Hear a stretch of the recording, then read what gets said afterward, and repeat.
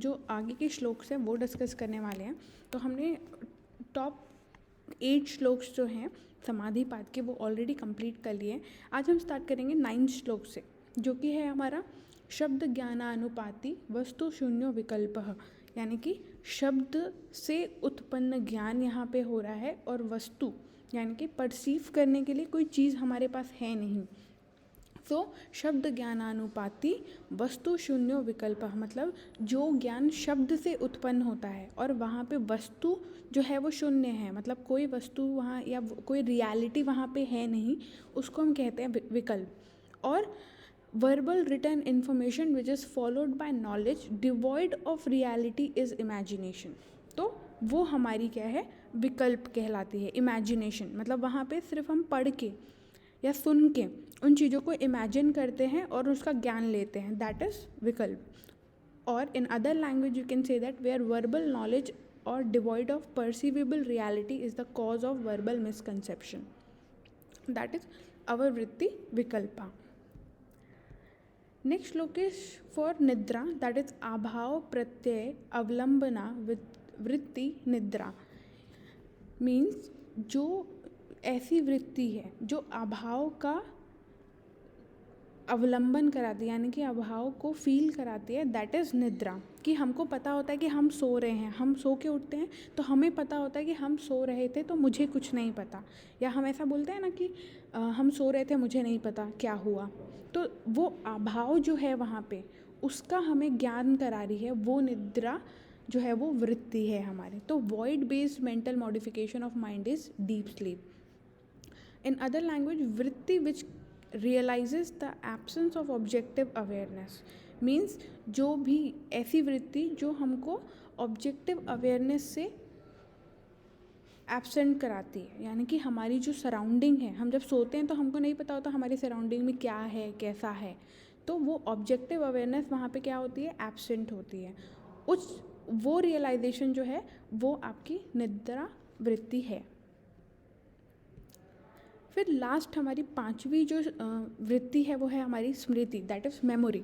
तो अनुभूत विषया संप्रमोषः स्मृति, यानी कि जो भी आज तक अनुभूत किया गया है, एक्सपीरियंस किया गया है, उन विषयों का, उन इन्फॉर्मेशन का संप्रमोश यानी कि कलेक्शन, वो क्या है, स्मृति है।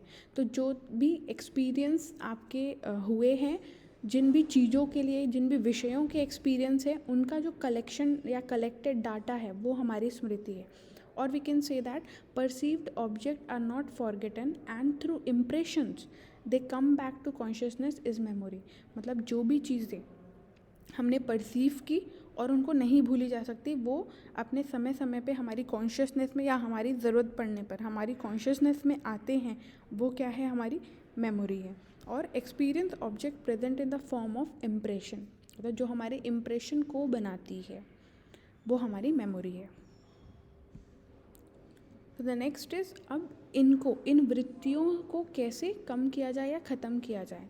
सो फॉर दैट अभ्यास वैराग्याभ्याम तन्निरोध, यानी कि अभ्यास और वैराग्य से इनका निरोध किया जा सकता है। Which means repeated practice and non attachment is the key to control this mental modification. मतलब हम रिपीटेड प्रैक्टिस यानी कि अभ्यास और नॉन अटैचमेंट, आसक्ति से दूर रह के, बिना आसक्त हुए जो हम कर्म करते हैं, उससे हम इन मेंटल मॉडिफिकेशन यानी वृत्तियों को कंट्रोल कर सकते हैं। और we can say effective yoga practices and disinterest in materialistic world leads to cessation of all these mental modification। मतलब अच्छी साधना और जो हम इस माया, इस संसार से जो आसक्त हुए रहते हैं या हम जो अटैच होते हैं, उससे जब हम दूर हो जाते हैं तो वो वृत्तियों का निरोध करते हैं। फिर अभ्यास के फीचर्स कैसे हैं, अभ्यास की कैरेक्टरिस्टिक्स क्या हैं। तो तत्र स्थितो यत्नो अभ्यास, मतलब अब क्या होगा कि जिसमें आप स्थित, जो आपको स्थित कर दे, ठीक है, जो आपकी प्रैक्टिस को, वृत्तियों को रोक दे, ठीक है, जो उनको अवॉइड करने में हेल्प करे, वो अभ्यास है। तो from the above to continuous effort to keep oneself restrained which helps to avoid these mental modifications और वृत्ति इस अभ्यास मतलब आपको जो इन वृत्तियों से दूर रखे, ठीक है, वो रिपीटेड प्रैक्टिस क्या है, वो हमारी अभ्यास है। Practice is persistent effort to cultivate disinterest, मतलब वैसी प्रैक्टिस जो हमको क्या कर रही है, जो हमको आसक्त ना होने में मदद कर रही है, कि हमें कैसे इस संसार में रह के उससे लिप्त नहीं होना है, उनकी माया उसकी क्रियाओं से लिप्त नहीं होना है, वो हमारा अभ्यास होता है। और ये अभ्यास कैसे डेवलप होता है या फिर कैसे दृढ़ बनता है, कैसे उसको हम अच्छा बना सकते हैं, तो दैट इज स तु दीर्घकालीन निरंतर सत्कार सेवितो दृढ़ भूमि, यानी कि इस अभ्यास को दीर्घकाल तक मतलब लंबे समय तक निरंतर करने से, सत्कार सेविता मतलब सत्कार और काइंड भाव से करने से ये दृढ़ होता है। तो प्रैक्टिस और अभ्यास become grounded by long constant effort, that is दीर्घकालीन, अनइंटरप्टली जैसे निरंतर, विथ सिंसियर सत्कार सेवितो एंड इंटेंस डिवोशन सेवितो। सत्कार सेवितो मतलब दृढ़ करने के लिए अभ्यास को हमें लंबे समय तक, दीर्घकाल तक, निरंतर सत्कार भाव से और सेवा के भाव से इसे करना चाहिए। तो ये जो हमारा अभ्यास है वो दृढ़ हो जाता है, यानी कि एस्टैब्लिश हो जाता है।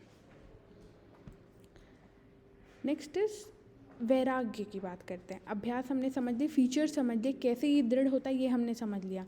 अब वैराग्य की बात करेंगे। तो वैराग्य के लिए इन्होंने क्या बताया, 2 तरह के वैराग्य होते हैं। पहला दृष्टा अनुश्रविक विषया वितृष्णा वशीकार संज्ञा वैराग्यम, यानी कि देखा हुआ सुना हुआ विषयों से जो वितृष्णा हो जाती है, मतलब हम डिटैच हो जाते हैं, तो उसको हम कहते हैं वशीकार संज्ञा वैराग्यम। उस वशीकार संज्ञा को वैराग्य का नाम दिया जाता है और इसी को हम अपर वैराग्य भी कहते हैं। तो सुनी हुई देखी हुई सारी विषयों से जब हम डिटैच हो जाते हैं तो उसको हम कहते हैं, उस संज्ञा का नाम है वैराग्य। तो complete non attachment is seen in seen and heard object is upper vairagya and it achieved by those who have mastery in consciousness। तो ऐसी सुनी और देखी हुई चीज़ों से जब हमको डिटैचमेंट हो जाता है तब हम उसे अपर वैराग्य कहते हैं।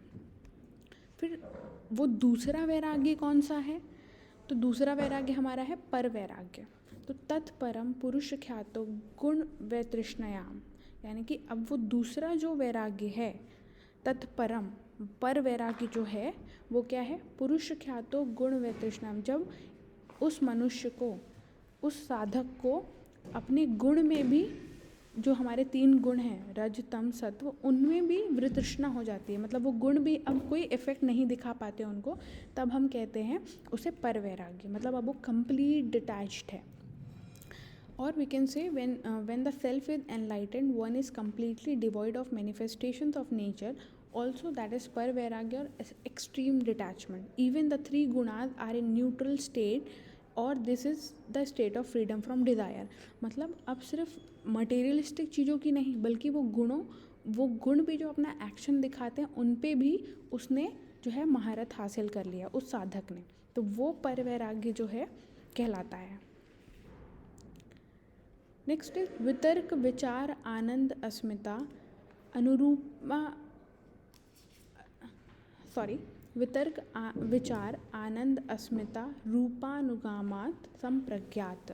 मतलब अब संप्रज्ञात समाधि क्या है, तो 4 तरह की संप्रज्ञात समाधि होती है, वितर्क विचार आनंद और अस्मिता। तो वितर्क क्या है, वितर्कानुगत समाधि, जो 5 भूतों से, ठीक है, जब हम 5 भूतों पे अपने विजय पाते हैं तब वो वितर्क अनुगत समाधि होती है, जब हमको एनालिटिकल थिंकिंग हम सीख लेते हैं, ठीक है, या इन 5 भूतों की अंडरस्टैंडिंग, जो गूढ़ अंडरस्टैंडिंग है या जो बोलना चाहिए डेप्थ अंडरस्टैंडिंग है, वो हमें आ जाती है, तब हम उसे कहते हैं वितर्क समाधि या वितर्क संप्रज्ञात समाधि। संप्रज्ञात समाधि के ये 4 टाइप हैं क्योंकि।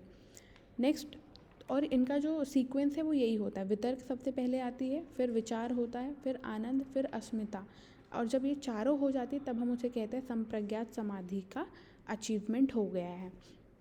नेक्स्ट इज विचार। विचार मतलब इनसाइट, जो हम सोचते हैं, जो हमारे थॉट पैटर्न्स हैं, तो विचारा अनुगत समाधि इसे कहते हैं। और इस समाधि के लगने से या इनके अचीवमेंट से 5 तन्मात्राओं पे जो है वो हमको महारत मिल जाती है। तो 5 महाभूत की हमारे 5 तन्मात्राएं हैं, जैसे आकाश की साउंड है, ठीक है, फायर का फॉर्म है। तो ये 5 महाभूत की जो फंक्शन है या कैरेक्टरिस्टिक्स हैं 5 हमारी इंद्रियों से जो हम शो करते हैं या उनके जो फॉर्म्स हम शो करते हैं वो उनमें महारत हासिल हो जाती है, तब उसे हम कहते हैं विचारा अनुगत समाधि। नेक्स्ट इज आनंद अनुगत समाधि। So this is called bliss और आनंद अनुगत समाधि other than 2 above rather includes ग्रहिता, ग्रहण, ग्रह और प्रमता, प्रमाण, प्रमेय, ध्याता, ध्यान और ध्येय। ये जो है आनंद अनुगत समाधि के फैक्टर्स हैं, ठीक है। तो अगर आप किसी भी कॉम्पिटिटिव एग्ज़ाम की तैयारी करें तो ये सबसे इम्पॉर्टेंट है, क्योंकि इस पर्टिकुलर श्लोक से या इस पर्टिकुलर सेक्शन से ज़रूर क्वेश्चन आते हैं कि ग्रहिता कौन है, ग्रहण कौन है, ठीक है। तो ये श्लोक आपको समझना बहुत ज़रूरी है। तो इसके जो फैक्टर्स हैं आनंद अनुगत समाधि के, वो ये सारे हैं। तो ग्रहिता का मतलब यहाँ पे क्या है, रिसीवर, जो उस ज्ञान को ले रहा है, जो साधक है, ठीक है। अब जो चीज़ ले रहा है, जिस चीज़ का ध्यान करके वो यहाँ तक पहुँचा है, वो ग्रहण है, ऑब्जेक्ट ऑफ रिसेप्शन, जो चीज़ वो ग्रहण कर रहा है, ठीक है। देन ग्रह यानी कि जो नॉलेज वो गेन कर रहा है। फिर प्रमता, जो एविडेंस उसको मिल रहे हैं, मतलब क्योंकि समाधि के बाद तो वो चीज़ ऐसी नहीं है कि फिर वहाँ पे आपको एविडेंसेस शो होने लगते हैं, क्योंकि उनको सिद्धियाँ भी उनकी सिद्ध होती जाती है, तो उनको जो एविडेंसेस हैं वो सारे ओपन होने लगते हैं उनके सामने। देन प्रमाण, और ये एविडेंसेस से उनको वो राइट नॉलेज जो है वो मिलता है, वो प्रमाण हो जाता है कि हाँ ये इसका एविडेंस है। तो अब हमारे पास प्रूफ के बाद ही हमको क्या होता है कि हम कोई चीज़ को पुख्ता करते हैं। तो ये प्रमाण जो है, ये प्रमता की वजह से प्रमाण उनको मिल रहा है, राइट नॉलेज मिल रहा है। देन प्रमेय, ऑब्जेक्ट ऑफ वैलिड नॉलेज, फिर वो जानते हैं कि प्रमेय क्या है, क्या सही है, क्या गलत है, ठीक है। तो उनको तब पता चलता है कि जो हमारी सेल्फ है, जो हमारी आत्मा है, वो क्या है, प्रमेय है, वैलिड नॉलेज है कि अहम ब्रह्मास्मि, ये उनको तब पता चलता है। फिर उसके बाद आता है ध्याता, फिर उनका जो पूरा अटेंशन है वो चला जाता है उस प्रमेय में, और फिर वो ध्यान करते हैं, मेडिटेट करते हैं और ध्येय, अपने गोल को पा लेते हैं, यानी कि अपनी आत्मा को या सेल्फ रियलाइजेशन को वो अचीव कर लेते हैं। Then the fourth and last संप्रज्ञा समाधि इज अस्मिता अनुगत समाधि, when one realises the true self and is चित्ता गेट यूनिफाइड देयर। मतलब अभी तो यहाँ पे आनंद अनुगत में उसको समझ आता है कि अरे ये सब कुछ जो है वो भ्रम है, असली तो अंदर मेरी आत्मा है।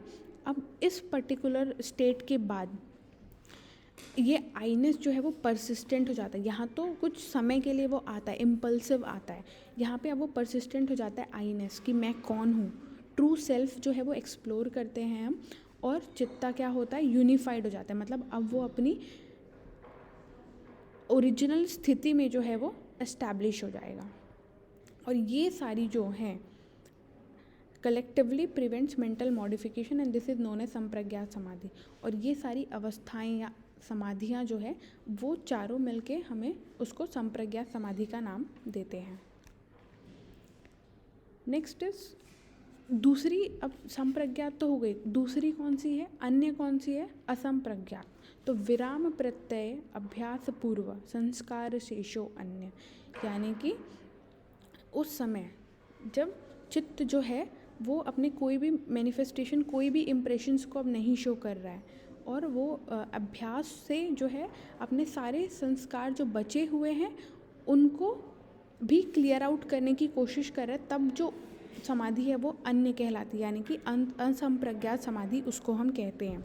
तो द स्टेट वेयर चित्ता retains only unmanifested impressions and is attained by constant practice of cessation of all mental modification, that is असंप्रज्ञात समाधि। मतलब उस समय जब चित्त में ये संस्कार उत्पन्न करने की क्षमता खत्म हो जाती है, मतलब हम कोई नया संस्कार डेवलप नहीं कर रहे हैं, अब जो हमारा बचा संस्कार है हमारे मन में वो सिर्फ हमारे पिछले संस्कार शेषो, यानी जो हमारे पिछले जन्म हुए हैं उसी के संस्कार बचे हैं, उस अवस्था में उस समाधि को हम कहते हैं असंप्रज्ञात समाधि। मतलब अब हमारा इस जन्म का कुछ भी उसमें बचा नहीं है, जो भी है हमारी पास्ट लाइफ इम्प्रेशंस ही उसमें बचे हुए हैं, इसलिए उसे कहा गया संस्कार शेषोवन्य। और हमने जो है विराम लगा दिया अपने इस मतलब अपने अभ्यास से, हमने इस जन्म के सारे जो कर्माज हैं, सारे संस्कार हैं, उनको ख़त्म कर दिए, उनको एक्सप्लोर कर दिए। और अब हम जो है सिर्फ अपने संस्कार शेषो अन्य को ही एक्सप्लोर करेंगे या उनको देखेंगे, अब उनको ख़त्म करने की बारी आएगी। तो अब यहाँ पे साधक के टाइप बताए गए हैं। तो क्या होता है, भव प्रत्यय विदेह प्रकृति लयमान, यानी कि कुछ साधक जो हैं, ठीक है, असंप्रज्ञात समाधि भी जो है वो 2 तरह की बताई गई है। व्यास भाष्य अगर आप देखेंगे तो उसे 2 तरह बता दिया गया है, बट यहाँ पे 2 तरह के साधक को बता दिया गया कि किसको कैसी अप्रोच लेनी चाहिए। तो एक होते हैं भव प्रत्यय और दूसरे होते हैं उपाय प्रत्यय। तो भव प्रत्यय वो जिनका पहले ही अपने लास्ट जन्म में, मतलब पिछले जन्म में जिन्होंने साधना की, साधना करके वो पूरी नहीं हो पाई बट उनकी डेथ हो गई, ठीक है, या वो उस पूरे फाइनल गोल तक नहीं पहुंच गए, अधूरी रह गई उनकी साधना, उनको हम कहते हैं भव प्रत्यय। और जब उनका नेक्स्ट जन्म होता है वो उसी स्टेज से, जिस स्टेज तक उनकी साधना कंप्लीट हो गई थी, उसी स्टेज से उनको फिर साधना जो है वो स्टार्ट करनी होती है। और फिर वो अपनी प्रकृति के अनुसार, मतलब उनकी साधना की स्थिति के अनुसार वो फर्दर अपने सेल्फ रियलाइजेशन को पा लेते हैं। तो इसलिए यहाँ पे बताया गया कि सेज व्यास जी ने असंप्रज्ञात समाधि को 2 तरह का बताया, उपाय प्रत्यय और भव प्रत्यय। तो उपाय प्रत्यय वो है जिसमें उनको अष्टांग योग की साधना बताई गई है, जिसको हम 2nd चैप्टर में देखेंगे, साधना।